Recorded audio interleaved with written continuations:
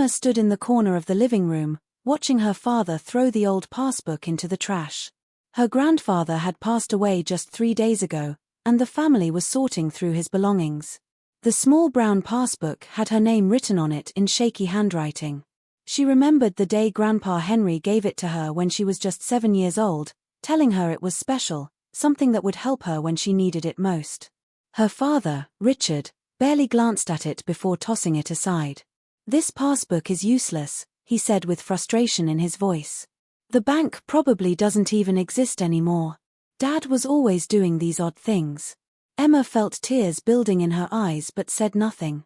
She was only 15 and didn't dare argue with her father, especially not now when everyone was grieving. Her mother, Linda, was too busy comforting Grandma Helen to notice what was happening. The passbook sat in the garbage bin among old newspapers and empty boxes. That night, Emma couldn't sleep. She kept thinking about her grandfather's words from 8 years ago. He had held her small hands and looked into her eyes with such seriousness. "Keep this safe, my dear Emma. When you grow up and need it, go to the bank. Trust me."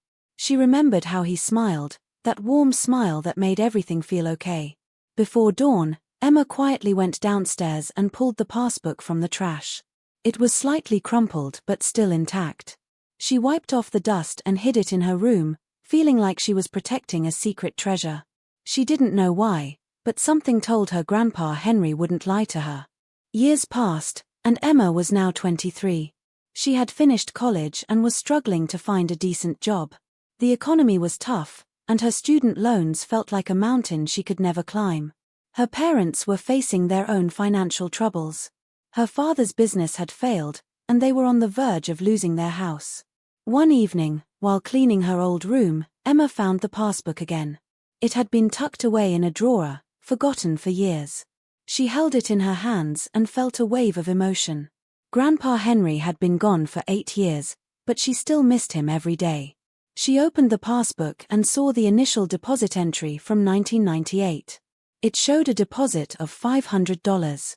The pages after that were blank, no other transactions recorded. Emma frowned, confused. Why would Grandpa make such a big deal about $500? By now, even with interest, it couldn't be much. Maybe her father was right. Maybe it really was useless. But then she remembered his words again. When you need it, go to the bank. She definitely needed help now. Her family needed help. What if there was something more to this? What if Grandpa had a plan? The next morning, Emma decided to visit the bank. The passbook had the name First National Bank printed on it, and she knew there was still a branch downtown. She felt nervous and a little foolish. What if they laughed at her for bringing such an old passbook? What if the account had been closed years ago? Still, she couldn't shake the feeling that she needed to do this. For Grandpa Henry. For herself. For her family. The bank was busy when Emma arrived. She stood in line, clutching the old passbook against her chest. Her heart was beating fast, and her palms were sweaty. People around her were on their phones, looking impatient and distracted. She felt out of place, like she was on some kind of strange mission that nobody else would understand. When it was finally her turn, Emma approached the counter. A young woman named Katie smiled at her politely. "How can I help you today?" Emma placed the passbook on the counter, her voice barely above a whisper. "I'd like to check this account, please. It belonged to my grandfather." Katie picked up the passbook and examined it. Her smile faded slightly as she looked at the date. "This is quite old," she said carefully. "Let me check our system." She typed on her computer for what felt like forever. Emma watched her face, trying to read any sign of what she was finding. After a few moments, Katie's expression changed. She looked confused, then surprised. She glanced at Emma, then back at the screen.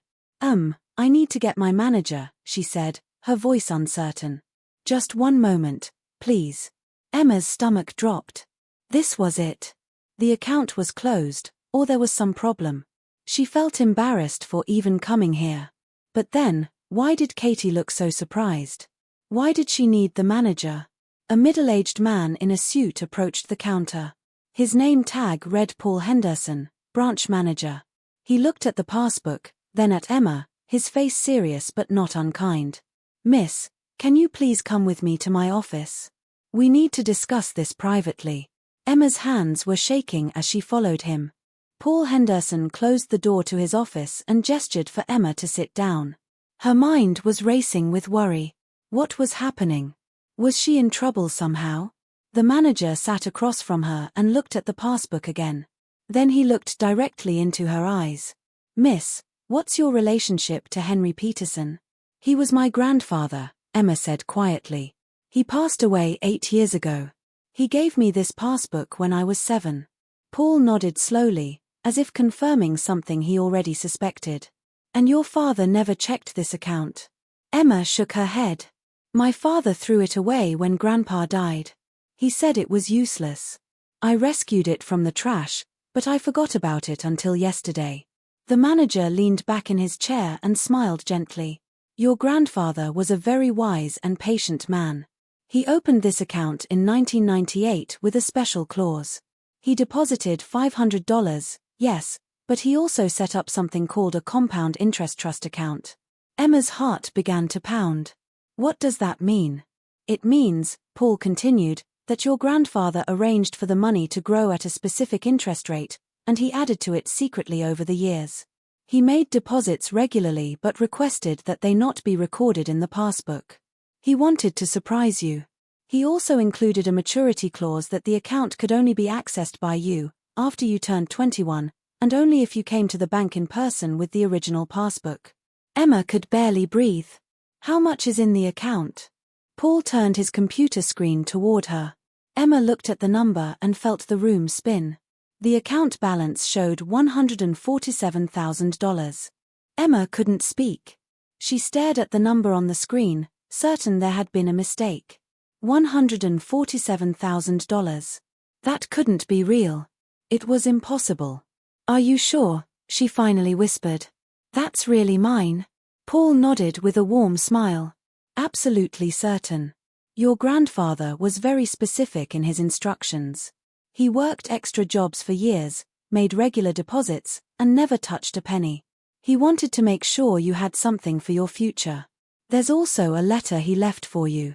He handed her an envelope that had been sealed and stored in the bank's vault. Emma's hands trembled as she opened it. Inside was a letter in her grandfather's familiar handwriting. "My dearest Emma," it began.